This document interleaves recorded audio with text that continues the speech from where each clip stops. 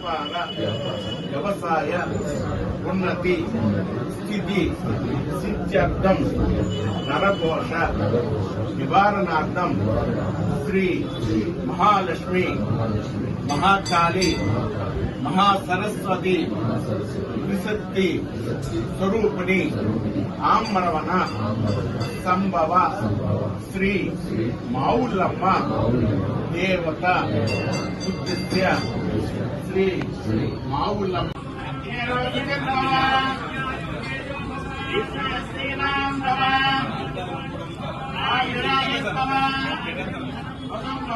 లాభం